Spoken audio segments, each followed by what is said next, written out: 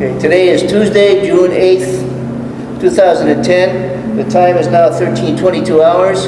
My name is Bob Naylor, and I'm conducting an interview with Paul Crook, United States Marine Corps. What rank was it, Sergeant? Gunnery Sergeant. Gunnery Sergeant. Okay, Gunny. We're conducting this interview on behalf of the Pacific Aviation Museum Oral History Project at the Pacific Aviation Museum Education Center. We'll be discussing Sergeant Crook's career in the United States Marine Corps. I want you to say your full name for me. Paul R. Crook. Would you spell your last name for me, Sergeant? C-R-O-O-K. And what was your highest military rank? Gunnery Sergeant. United States Marine Corps. Marine Corps. Tell me how you came to join the Marine Corps, Sergeant. Out of high school when I was a kid, and you had to join up, and then they had a quota system, and they'd call you when they were ready to take you. And when was this? That was about April to May of 1941. Okay, this is before the attack on Pearl Harbor. Yes. Okay, so where did you go to boot camp? Paris Island. Paris Island. And after boot camp, where did you go? Went to Quantico, Virginia. For what? I worked in the hangar up there a little bit around airplanes, and then from there I left and went on to school in Chicago. What school was that? We went to school with civilians up there at Chicago Vocational School. But this was Aviation Machinist Mate School. Aviation Machinist Mate School. Okay, that's what they call it in the Navy, but it's just mechanic every place else. Yeah. All right, now, how long was that school? I don't know, maybe 2 months. And then where did you go? Went to North Island. And what did you do there? I was in, well, I actually transferred from there, from North Island, was waiting there to go, went out to Eva. Eva Field. That's Eva Field here in Hawaii. How did you get to Eva Field? By ship. What ship? You remember? No, it was a transport. What did you think of Hawaii when you got here? I loved it. Even the mosquitoes at Eva Field? Even the mosquitoes out of that? Yeah, we had plenty of them. When you stand in guard duty in the revetment area. Yeah, no, they got the big ones out there. All right, now, what did you do at Eva Field? I was a second man on a plane, mechanic. What kind of airplane was that? It was this is a Brewster Buffalo Fighters was what we had. That's the F-2A. F-2A. Tell me about that airplane. What kind of airplane? Was it a good airplane to work on? It has a lot of work on it. Had a shotgun starter, had a 9-cylinder Pratt & Whitney engine, or Wright Cyclone engine, and had a Curtiss electric prop on it. And there was a problem with the synchronization gear on that airplane. Yeah, the gun fired through the prop, and the synchronizer always threw a lot of oil. And where did that oil go? On the windshield of the airplane. So that was, the mechanics had to clean that off all the time. Oh, yeah. All right. And what squadron were you assigned to out there? VMF, well, I think VMF 221. Okay. Tell me about how that squadron wound up. Tell me about December 7th, 1941, what you were doing and what happened then. Well, they came in and we heard a lot of big booms and guns going off and everything. We thought, somebody said it was the big guns over at Barber's Point that was what was going off, and then the planes started strafing some of the barracks around there in the field, and we knew it was wasn't the guns at Barber's Point. It was the Japanese. It was, and well, we didn't know it was the Japanese at that time, but of course we found out later it was. And then the sergeant came around and got us all together to go down and open up the ammunition lockers and start taking ammunition out of the lockers. And that's what you did on the day of the attack? Yes. Did you see the Japanese planes coming in? Did you see the Japanese planes coming in that day? No, we were actually when they came in, I was in bed asleep. It was on Sunday morning. Now, tell me about how you got from Pearl to Midway Island, the USS Saratoga. Well, the Saratoga was in Bremerton, Washington, in dry dock, and they dropped her right down in the water on that Sunday morning and brought her down to San Diego, North Island, and she picked up airplanes there and squadrons, came on out to Pearl, and we went aboard Pearl, and we were headed down to Wake Island to relieve or to help reinforce the guys at Wake. But we got 150 miles off of Wake. I think it was about December the 23rd, and Wake fell. So we didn't go into Wake.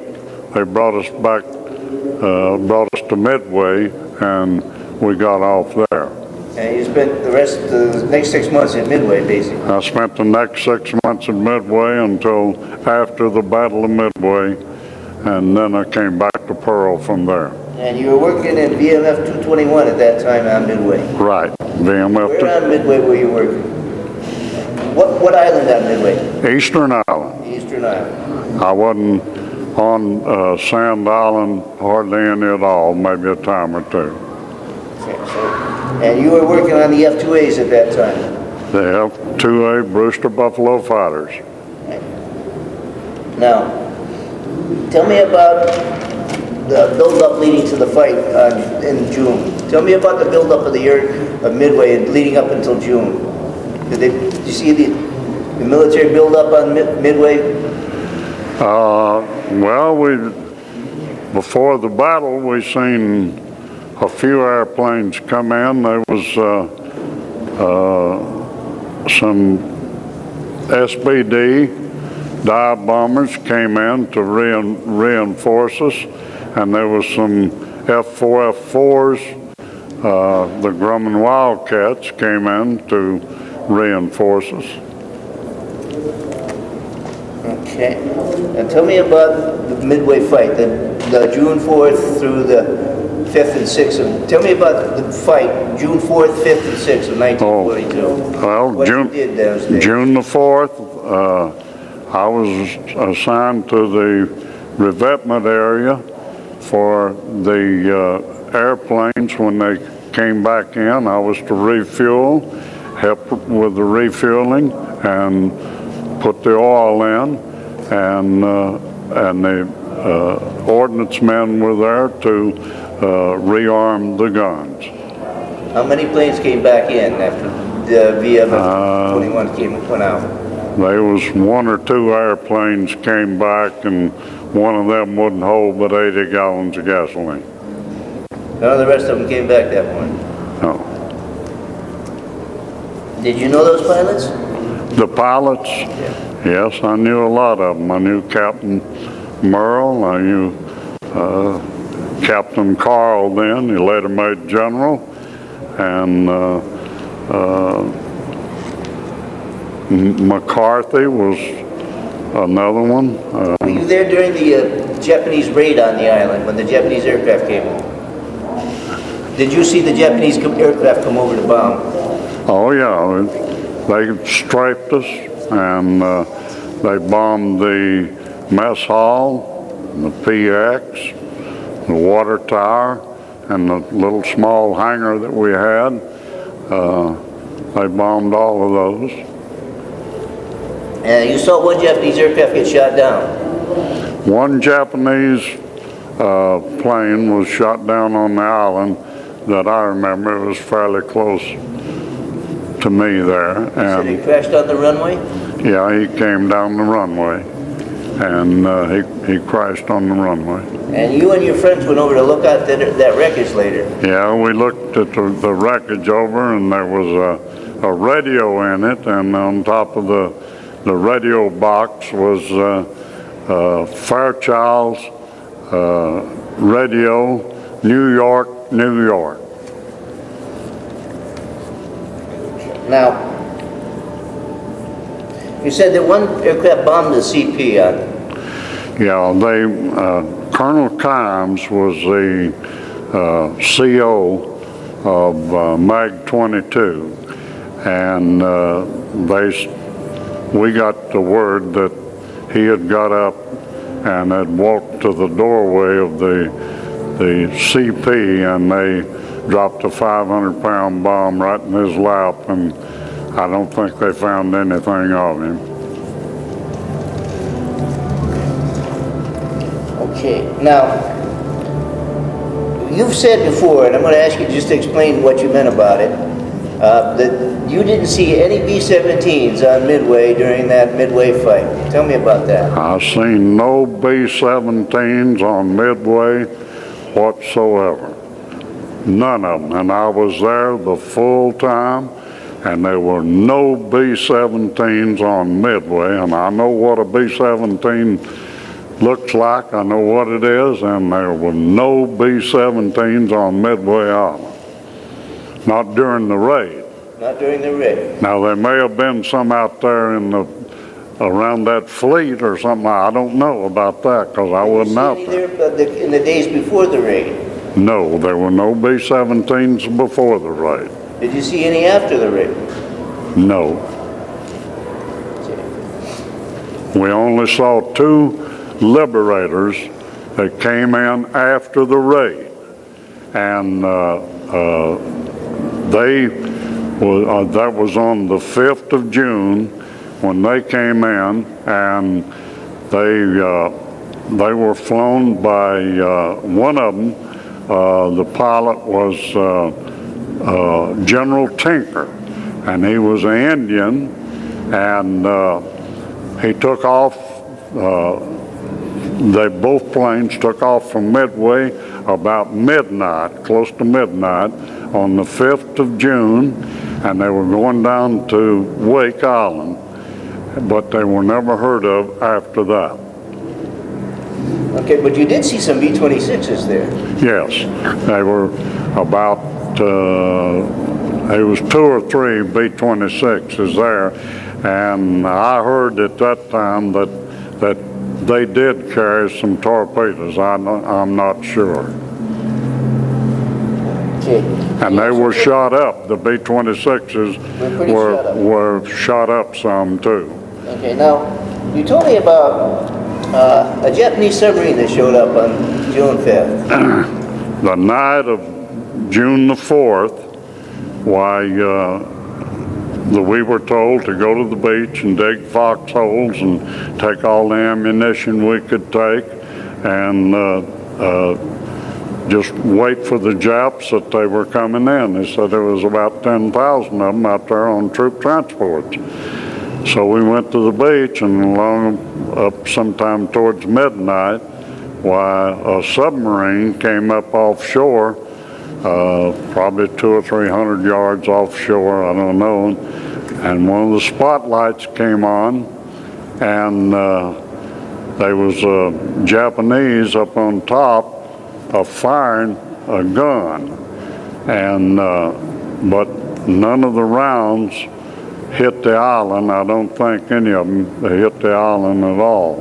And but the shore gun from the 6th Defense put 6 or 7 shells right into the waterline of the submarine, and I'm sure they sank it. You said you could see flashes on the horizon during the Midway flight. Yes, on the night of the 4th and even the night of the 5th, we could see flashes on the horizon, but we couldn't hear any noise, just flashes. And on June 5th, you were allowed to send a telegram back home. Is that right? Yeah, they let us send finally let us send a telegram back home. I didn't want you to say very much, and but our address was Midway Island, and so our parents knew where we were at, so they let us send the telegram back, and I said, I'm fine, Paul.